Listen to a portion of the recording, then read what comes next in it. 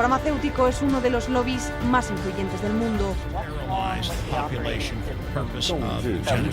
应对挑战，力行力改，破解。 Конечно, должны работать кооперативно, должны... Las farmacéuticas tienen demasiado poder. Avecina una gran guerra entre la realidad virtual y la realidad aumentada.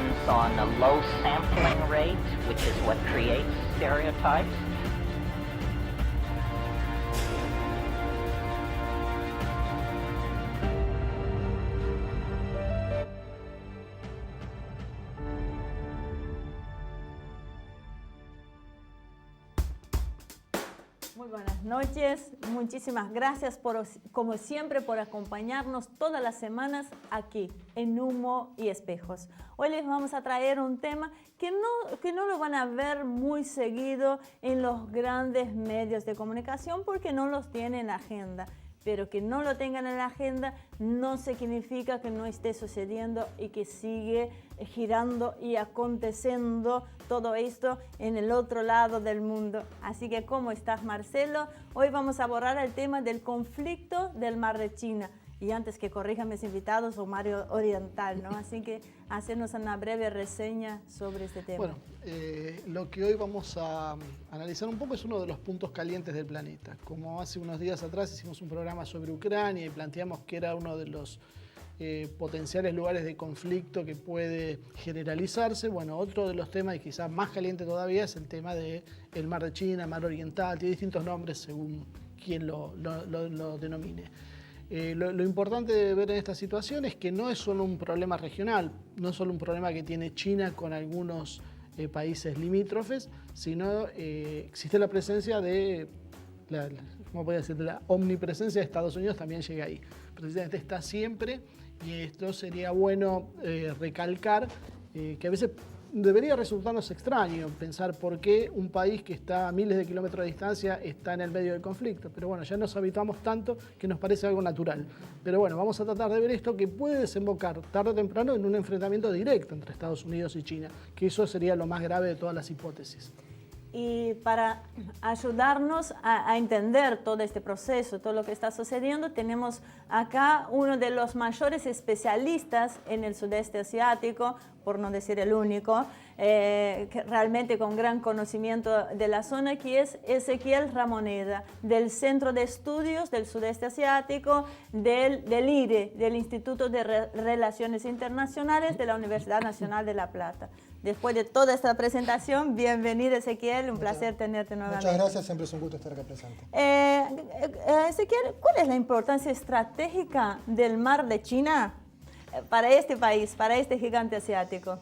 Básicamente la importancia estratégica es que China está rodeada por una serie de islas, territorios, y lo necesita salir a aguas profundas. Necesita vencer esta contención geográfica política y empezar a acceder a mares, digamos, tanto del Océano Pacífico como del Océano Índico. Ahí está. Perfecto. Y nos acompaña en el piso nuestro partener, nuestro especialista en geoestrategia y defensa, Damián Jakubowicz. ¿Cómo estás, Damián? Siempre te he dicho 1000 veces, me encanta tenerte acá en el piso con nosotras. Damián, ¿qué nos podrás decir sobre esta zona caliente de Asia, no? Yo creo que, así para ser breve, yo creo que es importante que la audiencia entienda que el Mar de China hoy en la actualidad es como un mar de nitroglicerina. Un movimiento brusco de más, un buque pesquero que se pasó de la zona, después hablaremos cuáles son las diferentes zonas que existen, puede desencadenar, como dijo Marcelo, en un conflicto mundial, en un conflicto hasta nuclear. Y yo pienso que gran parte del futuro de la geopolítica del siglo XXI se juega en ese mar y dependerá de cómo los países deciden o pueden moverse hacia la cooperación o hacia el conflicto, lo que pasará a futuro con la humanidad. En realidad debería llevarnos a ver la primera parte del informe, pero Marcelo, te voy a hacer una pregunta porque en las redes sociales siempre, como ya les aclaro que Marcelo contesta personalmente, así que agárrensela con él. Yo muy pocas veces escribo en las redes sociales y algunos te han dicho que cuando te leen en el Facebook de Humo y Espejos, a veces da la sensación de que están a punto de ir a una guerra en esta zona. O sea, ¿por qué tenés esta impresión tan marcada? que es difícil por ahí eso, resumirlo en pocas palabras. En general, cuando si vienen siguiendo este programa, saben un poco la idea que yo tengo y por ahí, que a veces en algunas cosas coincido con Damián, en otras no tanto.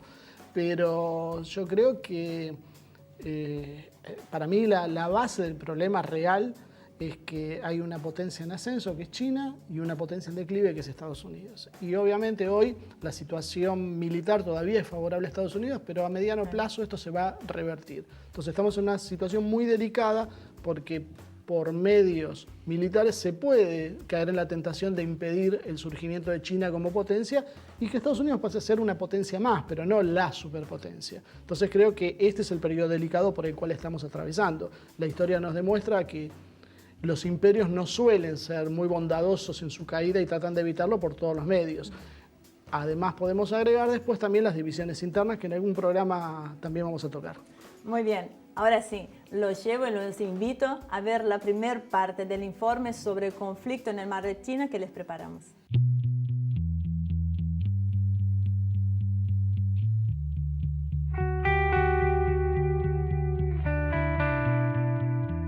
Si observas las tensiones en el mundo, verás que ahora la situación es más caótica y peligrosa que en cualquier otro momento de mis 50 años de servicio en la Armada Real Británica.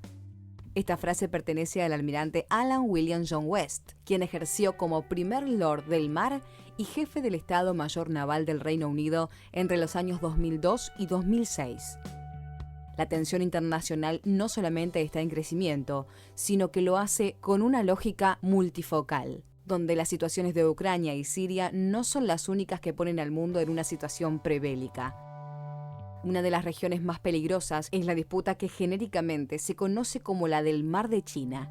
Esta disputa es por una zona de alto valor geoestratégico, en unos 4.250.000 kilómetros cuadrados, que se subdivide en dos, el Mar de China Oriental y el Mar de China Meridional, siendo este último unas 4 veces más grande que el primero.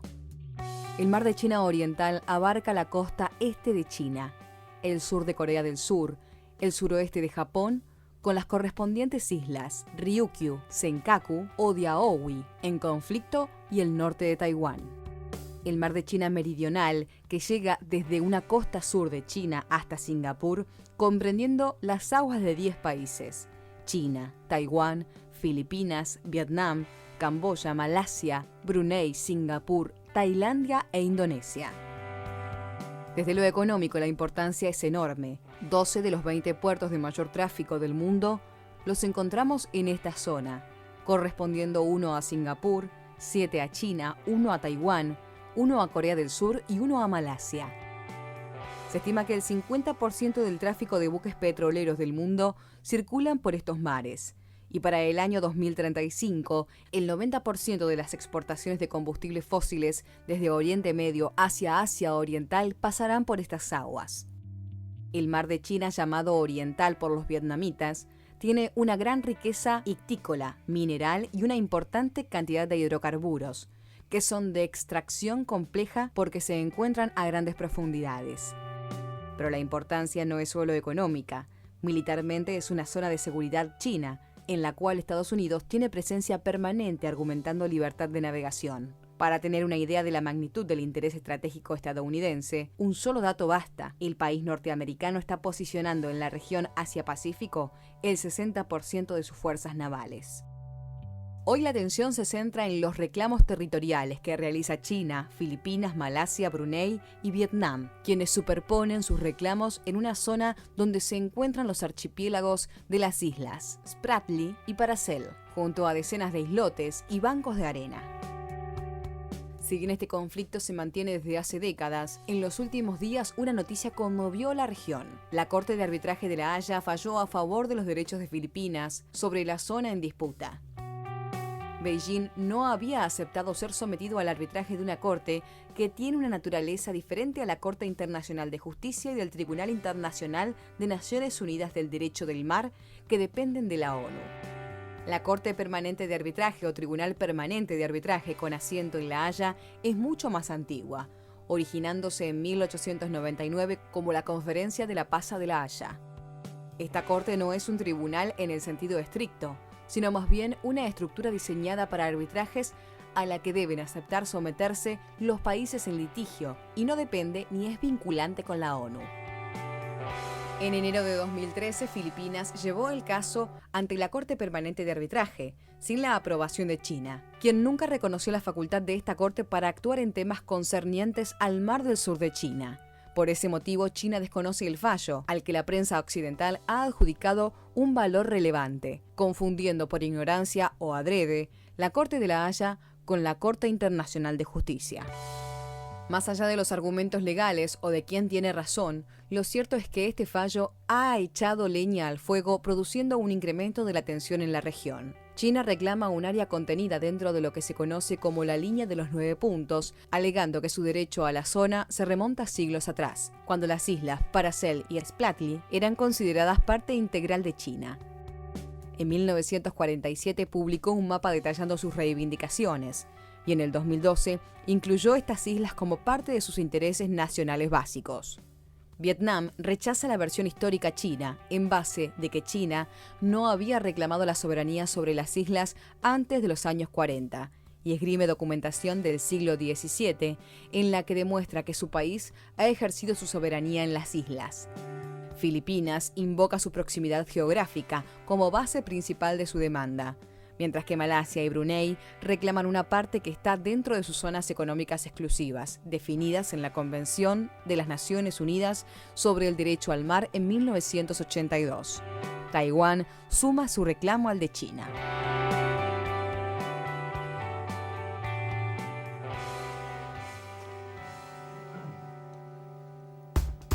Bueno, más o menos vimos algo en el informe sobre la situación en general.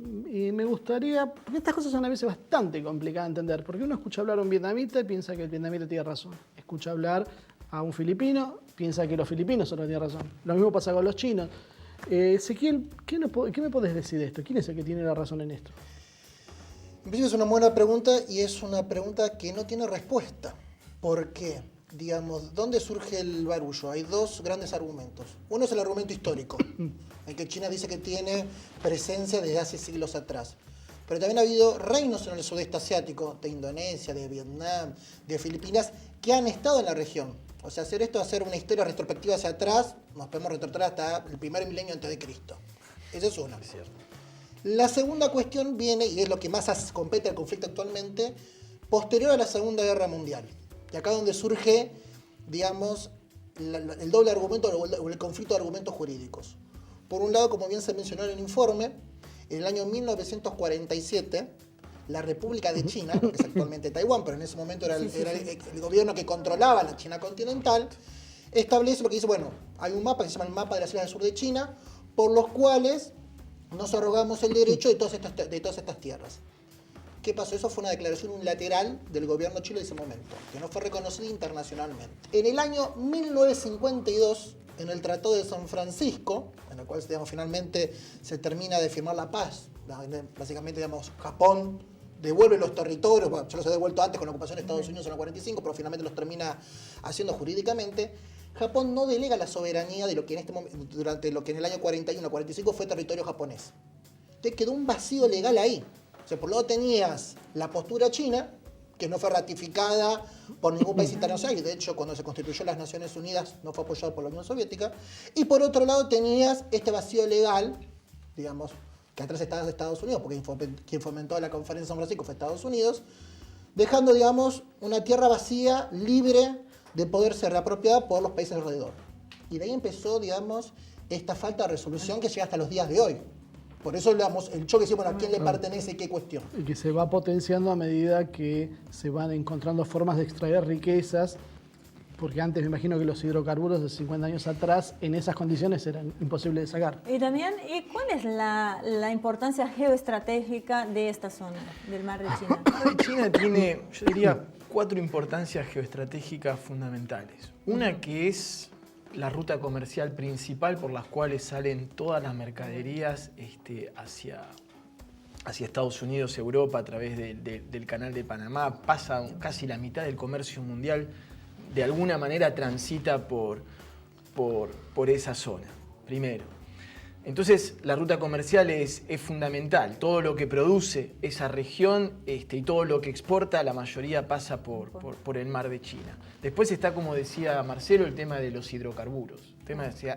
Hay un último informe de Pekín que sacó, creo que en el 2015 o 2014, donde habla de unas reservas de hidrocarburos, el 80% de lo que tiene Arabia Saudita, 5 veces el gas de lo que tiene Rusia. Después está el tema de la pesca. El tema de la pesca es fundamental. China es el primer consumidor de pescado, por lo tanto necesita pescar una gran cantidad, necesita importar una gran cantidad, y uno de sus rivales en los litigios fronterizos es Vietnam, que es el primer pescador de la zona. Y yo creo que... Perdón, también son bancos de cría, ¿no? ¿Esa zona? Sí, súper importante. Por eso el tema ictiológico ahí es fundamental. Y el último, esto que venimos diciendo, la importancia del mar de China. Si uno tiene que mencionar un teatro posible en donde haya un enfrentamiento militar entre Estados Unidos y China, es en el mar de China. Por eso es este cuarto eje de la importancia geoestratégica. Bueno, para el segundo bloque nos van a decir por qué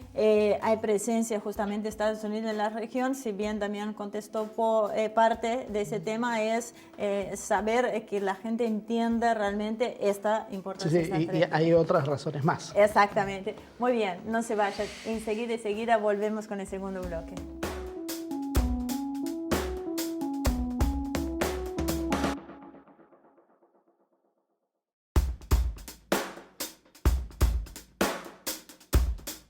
De regreso, hablando sobre el mar de China y las razones del enfrentamiento con los Estados Unidos. Así que había quedado pendiente justamente esta pregunta, ¿no? ¿Cuáles son las diferentes razones de la presencia de Estados Unidos en esta zona?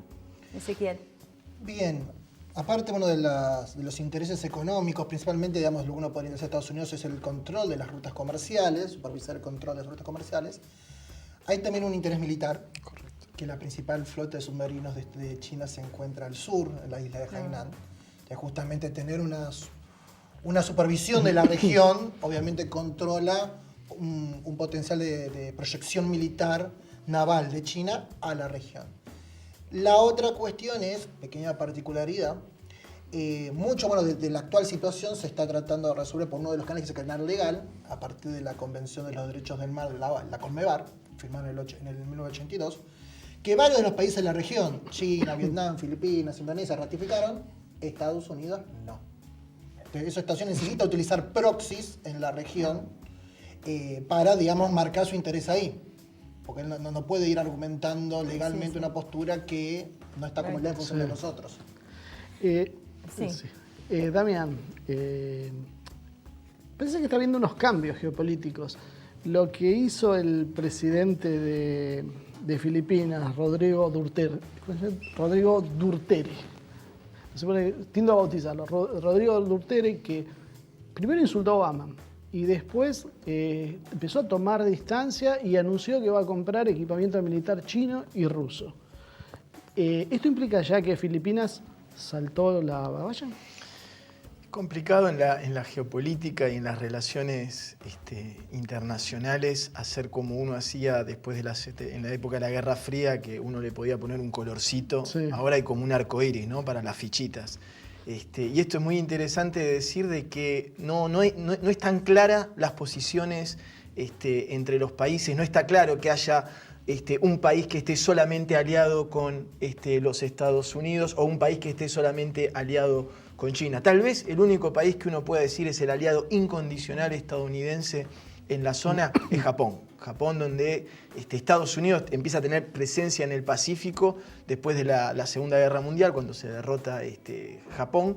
Ahí Estados Unidos empieza a tener su presencia. Cuando empieza a emerger el gran dragón chino y que se empieza a convertir en una amenaza al punto de desplazar a la segunda economía, que era Japón en ese entonces, Estados Unidos lo que hace es, digamos, consolidar muchísimo las relaciones internacionales con Japón. Ahora, ¿cuál es el problema? El problema es que el aliado principal de Estados Unidos es Japón.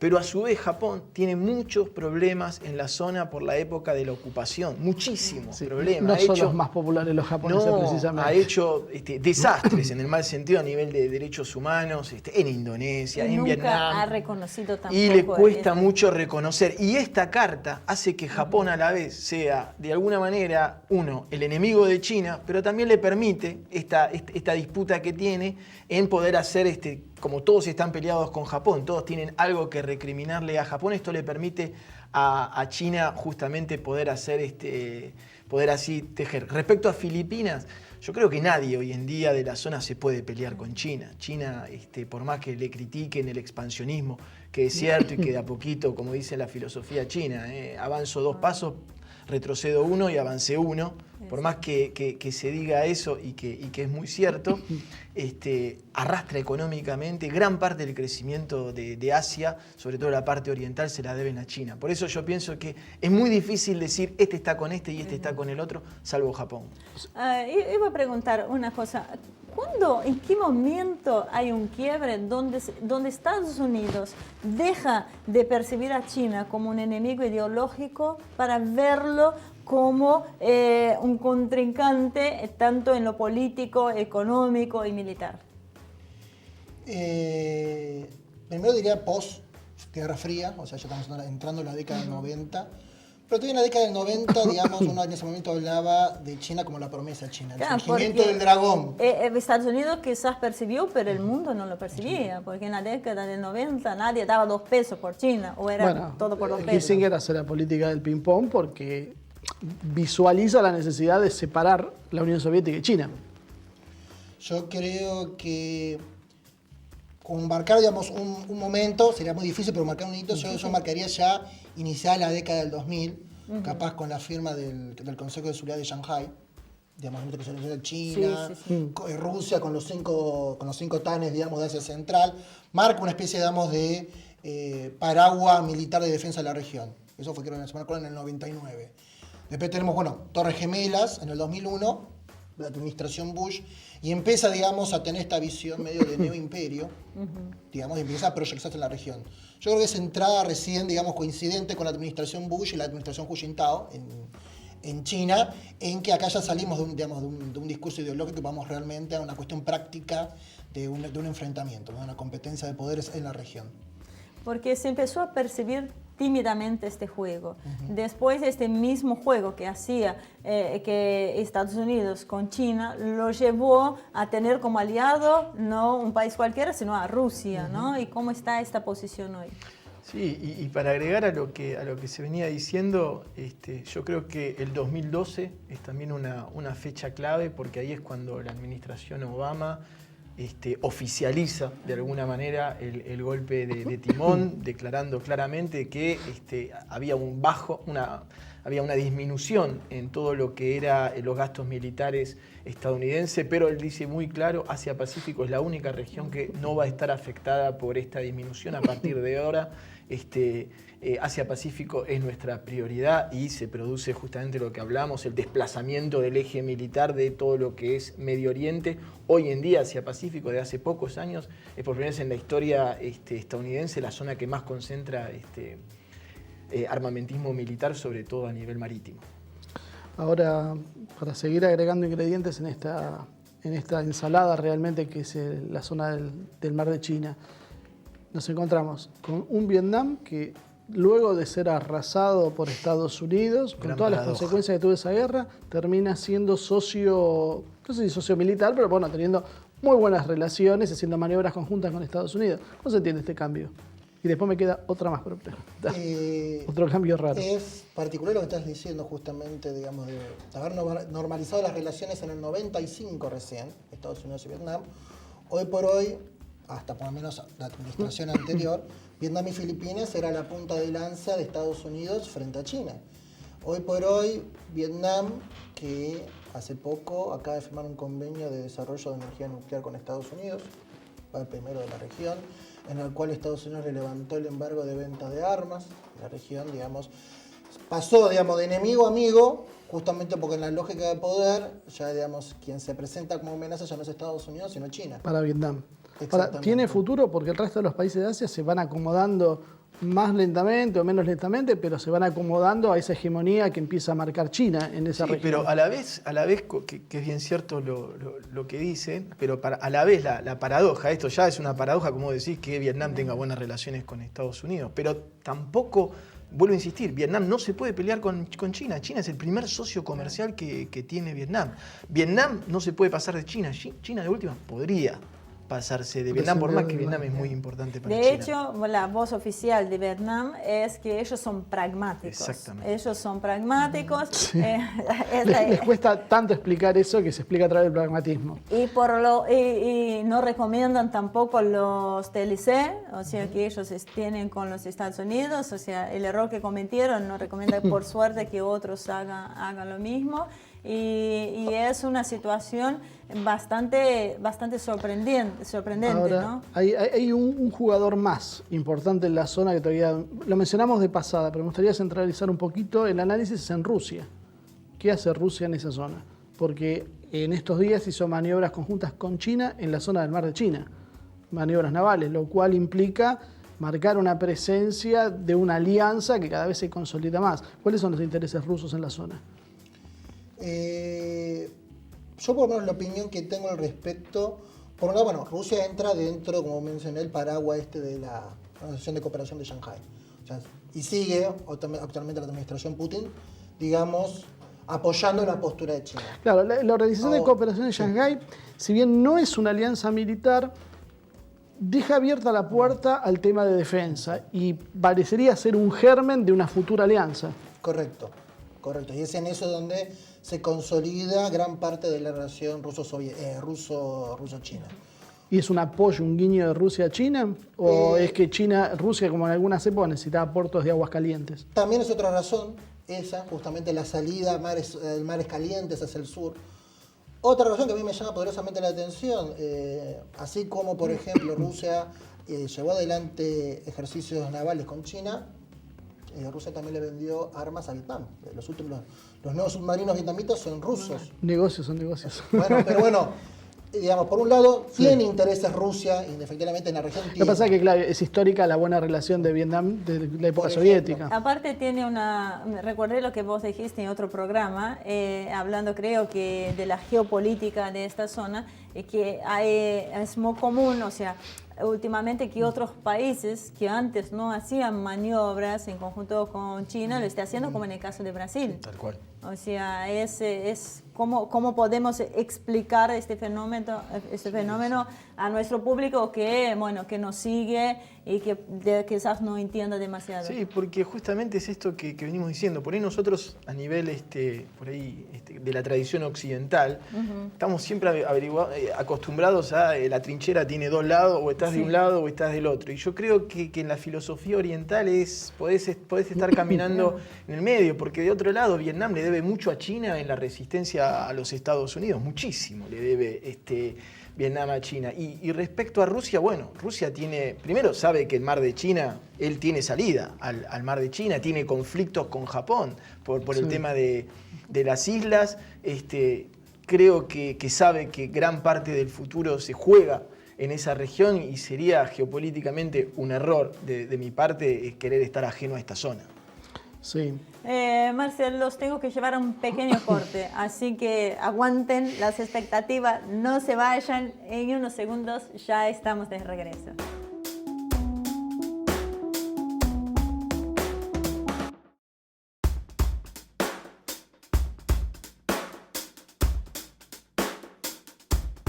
Muy bien, regresamos en este tercer y último bloque con Ezequiel Jamoneda, Damián Jakubowicz, hablando sobre el mar de China y las razones del enfrentamiento con Estados Unidos. Se están riendo porque dice Ezequiel Jamoneda y Ezequiel Ramoneda, como siempre digo. Y Damián Jakubowicz, la excusa de ser internacional. Así que antes de llevar con ellos nuevamente, los invito a ver la segunda parte del informe que les preparamos.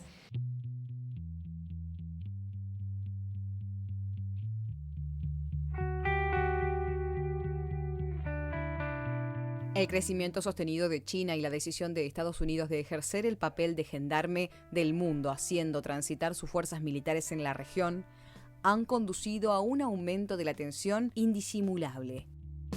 China dio un paso más allá y comenzó a construir tierras artificiales entre bancos de arena, arrecifes e islotes. Estados Unidos respondió navegando a 12 millas náuticas de las islas, siendo escoltado por aviones chinos. Las construcciones de las islas Spratly no solamente se limitan al de una pista de uso militar, sino, según informa la BBC, se han detectado edificios hexagonales en 4 islas que se estiman albergarán instalaciones de defensa. China estaría en condiciones en pocos meses de desplegar una flota de 80 aviones en la zona, consolidando de esa manera su presencia militar.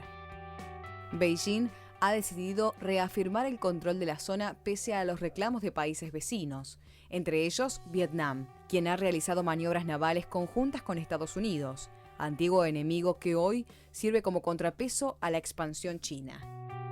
Sin embargo, el juego vietnamita no es lineal, ya que ha acordado con Rusia la reconstrucción de la base Cam Ranh, el mejor puerto de aguas profundas en la región que le brinda a Rusia una alternativa a los de aguas heladas que posee sobre el Pacífico. Rusia también está construyendo sus bases en las Islas Kuriles, en disputa con Japón. El hecho significativo es que Rusia es socia y vital aliada de China en su enfrentamiento con Estados Unidos, quien a su vez está presionando a Vietnam para que no avance en su relación histórica con Rusia. Uno de los puntos más conflictivos es la isla del Bajo de Basiloc, al noroeste del archipiélago de Spratly, una isla en disputa reclamada por China, Taiwán y Filipinas. Estados Unidos ha indicado que militarizar esa región significará cruzar la línea roja. Según estima el Pentágono, Beijing acaba de cruzarla cuando mantiene al menos una docena de buques chinos de patrulla marítima en torno a la isla de Bajo de Basiloc. Dentro de esta tensa situación, Estados Unidos califica las aguas en disputa como internacionales y coloca fuerzas militares a recorrer la zona, algo que China califica como insostenible, amenazando con actuar en consecuencia. Un actor a considerar también es la región de Taiwán, un aliado estadounidense en la zona, pero que ante el fallo de La Haya reivindicado por Filipinas, se ha situado en constancia con los reclamos de China. Estados Unidos ha dominado los mares del mundo luego de la caída de la URSS, pero hoy la estrategia militar de posicionar grupos navales encabezados por portaaviones para intervenir rápidamente encuentra un límite importante ante países con capacidad definida en términos militares como antiaccesos, denegación de zona A2, AD. China puede impedir que ingresen fuerzas militares navales o aéreas en el territorio en disputa debido al desarrollo y la posesión de sistemas S-300 rusos y a partir del 2018 S-400, misiles antibuques Dogfence 21 y Jinshi 12, entre otras posibilidades militares. Hundir un portaaviones con 3.000 efectivos a bordo, decenas de aviones y helicópteros, con un costo de más de $10.000 millones, sería un golpe inaceptable para Estados Unidos. Entonces, cabe preguntarnos, ¿podrá seguir Estados Unidos manteniendo su presencia en las costas chinas o Beijing desplazará a la superpotencia y consolidará su dominio en Asia-Pacífico gradualmente?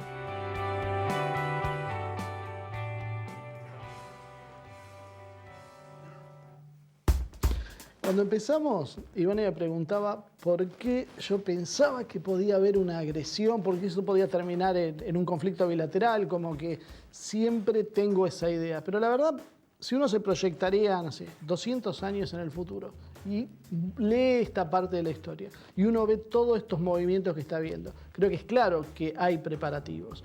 No sé cómo lo ven o si parezco yo un poco exagerado en mi forma de ver las cosas. Por un lado, hay una carrera de armamentos en la región, hay una carrera armamentística claramente, que regionalmente está ganando China.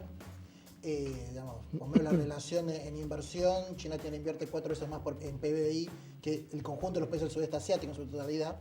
O sea, ahí hay una clara superioridad militar china frente al resto. Y por eso también, digamos, la necesidad de algunos países del sudeste asiático de la presencia estadounidense. Por otro lado, digamos, la yuxtaposición de reclamos, y como bien mencionaron acá, la mecha de la bomba generalmente puede ser la captura de alguna embarcación pesquera o algún hundimiento, una captura. mete la mecha ahí y puede eclosionar una serie de un efecto cascada, un efecto dominó. Sí. El reposicionamiento. O una mala lectura, a veces que hay fallos técnicos. Ahora, me acordaba que estábamos haciendo un análisis de las aparentes situaciones difíciles de comprender, como pasaba con Vietnam. Hay otro país más que está en esa situación, que es la China nacionalista, Taiwán. Me trabé un poco porque me quedé pensando país o no país, ¿viste? Depende de qué lado lo veamos. A los chinos no les va a gustar mucho. Nosotros no lo reconocemos como un país, así que pero no bueno, es un país. la existencia es real, el armamento es real y la alianza con Estados Unidos, que es su razón de existir todavía, también es real. Nicaragua lo reconoce a Taiwán y por eso tiene problemas con el gobierno chino. O sea, por eso no pueden pasar. Nicaragua y nuestra región El Chile, Mercosur. ¿no? No. Paraguay. Paraguay. Perdón. Por El eso, Mercosur no puede firmar un TLC con China. por eso vamos a desmantelar el Mercosur. Ya que estamos. ¿Qué tal? Por la seriedad, por favor, Damián. No, estoy respecto Acabo de darle un centro a Macri. Sí, A Macri, a algunos cuantos ahí que la tienen que empujar nomás. Respecto a la posibilidad de enfrentamiento militar, a mí me agarra la beta pacifista, pero hay algunos que dicen que Estados Unidos, ni a Estados Unidos ni a China le conviene hoy la guerra porque significaría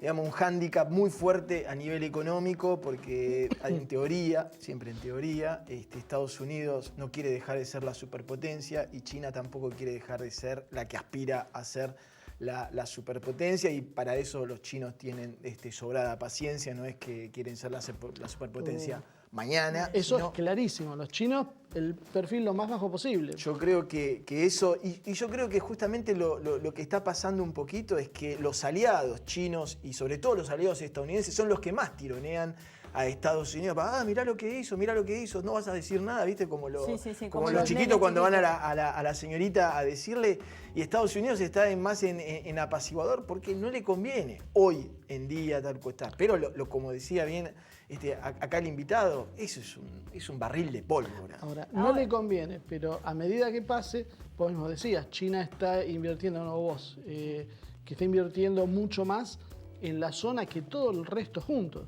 Estados Unidos está llevando el 60% de sus fuerzas aeronavales a la zona. Pero por otro lado eso es insuficiente cuando China, hay que ver, creo que desde el concepto militar es mucho más fácil defender que proyectar la fuerza. Se está poniendo mucho en duda el sistema de flotas donde los portaaviones son el eje, porque son demasiado vulnerables hoy a misiles antibuque que tienen un alcance de 1500 kilómetros, muchos son hipersónicos, o sea que las posibilidades de que esos portaaviones terminen hundidos en cuestión de minutos es real, es concreta, sería gravísimo. Entonces, a medida que vaya pasando el tiempo, la situación va a ser cada vez peor para Estados Unidos. Si Estados Unidos no quiere abandonar esa posición de superpotencia, ¿cómo hace? Justamente, como se menciona acá, China tiene el favor de la cuestión local regional. Más allá que Estados Unidos es la principal flota a nivel mundial, eso está disperso en el globo. Este traslado y concentración de la flota en el Asia-Pacífico, en el Pacífico, lleva su tiempo, lleva su movilidad de recursos. China está ahí. Y China está orientando su defensa a eso. O sea, poniendo submarinos que son ultra silenciosos para precisamente especializarse en lo que sería, creo que se hablaba en el informe, la denegación de área, impedir que se pueda entrar en ese área. Me dio Marcelo el pie justo, que es un palo para él. Hace rato que le estoy pidiendo un informe porque quiero hacer un programa sobre los avances tecnológicos en el área militar. Porque cuando hablamos de un enfrentamiento militar, a veces me cuesta imaginar esta destrucción masiva de países. Porque ya al día de hoy el mundo ya no creo que soporte estas guerras convencionales, ¿no? Y los avances tecnológicos que hay, creo que sería... Déjame redondear porque Leslie te va a matar. Los avances Leslie es la editora. Nuestra editora estrella siempre está quejándose que vos no me dejás terminar los temas. Y yo lo que me refiero es que dentro de este avance tecnológico, hace algunos años, cuando un buque estadounidense, si no me equivoco, estuvo en aguas rusas, los rusos desplegaron un avión, podés corregirme si estoy equivocando. El Donald Cook enfrente de las costas de Siria. Tiene re clara los nombres. Bueno, mientras entraba en aguas rusas este buque, el avión ruso lo pasó varias veces por arriba y neutralizó el barco. O sea, lo Dice dejó que sobrevoló 18 veces. sin energía. Durante todo ese tiempo lo dejó sin nada de energía. De hecho, hubo varios de los que estaban ahí que renunciaron, que se asustaron mucho porque hubieran haber podido hundirlo, No, porque destruirlo. se en un habla segundo. que en el aspecto de guerra electrónica Estados Unidos está bastante retrasado. Entonces, se ha descuidado mucho. ¿Cómo se imagina hoy?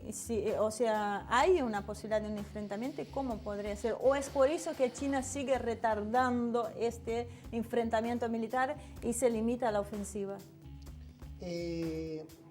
Por un lado, a ver, vamos diciendo, así como Estados Unidos cuesta, China está en un proceso de reconstrucción económica. Correcto. O sea, no, estratégicamente conviene más todavía fortalecerse más antes que gastar recursos y reorientarlo hacia un ejercicio militar. Eso no quita que estratégicamente esté invirtiendo muy específicamente en algunas cuestiones. La gran parte de la inversión está yendo hacia fuerzas navales, no hacia fuerzas territoriales. Sobre la cuestión ahí ya propiamente armamentística, esa cuestión que ya me supera, yo sí sé que frente a los gastos de inversión, China está invirtiendo mucho más en nuevas tecnologías a nivel de militares, mientras que el país del sudeste asiático lo que está invirtiendo es más en embarcaciones superficiales o de corto alcance, para luchar que es otro problema de la región, la piratería. Totalmente. Ok, eso también. Bueno, eso está en vos, hacernos el informe sobre eso, que creo que al público le va a gustar muchísimo. Es como un viaje al futuro, es como recordar las viejas películas de ciencia ficción, porque se está hablando de láser, cañones electromagnéticos, armas cinéticas. O sea, es otro tipo, inclusive hasta nanoarmas. O sea, va mucho más allá, creo que de la misma imaginación que nosotros tenemos. Pero hoy, ya no hablando del futuro, el tema de los drones es mucho más que esos aparatitos que a veces nos muestran volando. Hoy tenés drones, pero que, por ejemplo, el T-14 nuevo, el Armata, tiene una de las futuras posibilidades es que no sea directamente tripulado, o sea, lo cual le da una categoría de ser precisamente un dron, o sea, no porque vuele, pero bueno. Vamos a trabajar en esto también. Ahora para cerrar, decime, cuando uno habla de estas islas, ¿no? Tan perdidas, estos montoncitos de tierra tan perdidos en este océano, en este mar tan grande, ¿qué importancia tienen? Sí, es cierto porque muchos se preguntan por qué tanto interés en unos islotes casi siempre desérticos y donde vemos que China empieza a fabricar pistas de aterrizaje y trata de agrandarlos y de poblarlos casi a la fuerza. Y para eso hay que dar un poquito un detalle que mencionó Ezequiel, que es en 1982 la Convención de Montego Bay en Jamaica. Ahí se estipula lo que es el derecho marítimo, que hasta entonces no estaba bien estipulado. Y para hacerlo así simple es, vos tenés tu costa, cualquier país tiene su costa, hasta 12 kilómetros tiene lo que se llama el mar territorial, donde ahí puede hacer lo que quiere, soberanía, detener navíos, te tienen que pedir permiso. Después tiene 12 kilómetros más que se llama la zona contigua, perdón, estoy hablando de millas, 12 millas y 12 millas más. Y después tiene una extensión de 200 millas, que es una de las cosas que funda justamente la Convención de Montego Bay, que se llama la zona exclusiva económica, que quiere decir que el país que le corresponde la zona exclusiva económica puede explotar los recursos naturales, puede pescar, digamos que es soberano de ese lugar, también tiene derechos y obligaciones a nivel de medio ambiente. Entonces, cuando vos tenés, en esta convención, cuando vos tenés un islote, o sea, un pedazo de tierra deshabitado, no tenés derecho a todas estas zonas exclusivas. Pero cuando sirve para marcar el territorio. Pero cuando vos ese islote haces que se parezca o termine pareciéndose a una isla, o sea, que esté habitado y que sea utilizable, eso te da el derecho a la zona de extensión económica, lo cual una pequeña isla ahí de nada, si te la reconocen como isla, tenés 300 kilómetros más para ir a pescar. Con tanta avance tecnológico, un par de chinos de más, no es tan difícil poblar estos islotes, ¿no es cierto? Bueno. Ezequiel, para cerrar, ya no le voy siquiera a dar la palabra a Marcelo, 30 segundos, hacenos tu parecer de resumen del tema de hoy. Básicamente es importante para nosotros tener esto presente, más allá de que estamos hablando de 15.000 kilómetros de distancia, estamos hablando al otro lado del planeta. Básicamente para Argentina no hay un interés estratégico, pero sí comercial. Hoy prácticamente un tercio de las exportaciones argentinas van a Asia Oriental. Pasan por las aguas del sudeste asiático, de los mares del sur de China, de los mares del este de Vietnam. Claro. Una situación, una hipótesis de conflicto y eventualmente un estallido ahí desarticularía las rutas comerciales, impactando económicamente en Argentina. Bueno, no hay que perder de vista la importancia estratégica para Argentina y la región. Así que Ezequiel Ramoneda, muchísimas gracias por acompañarnos. Damián, Marcelo, un placer enorme trabajar con ustedes, me encanta, ustedes ya lo saben. Hoy quiero agradecer especialmente a Flor Suárez, que me hace maquillaje todos los días y que me hace sentir tan bien y con tantas ganas de venir a este programa, ni hablar de todo el equipo de oro que tiene acá en el ITV Universidad. Así que muchísimas gracias a todos ellos, a todos ustedes por acompañarnos siempre toda la semana, por estar tan en contacto con nosotros en nuestra página de Facebook Humo y Espejos, en nuestro canal de YouTube Asia TV Producción. Así que muy contenta de poder estar acá y brindando toda esta información. Como siempre, muchísimas gracias por acompañarnos y nos vemos en la próxima edición de Humo y Espejos.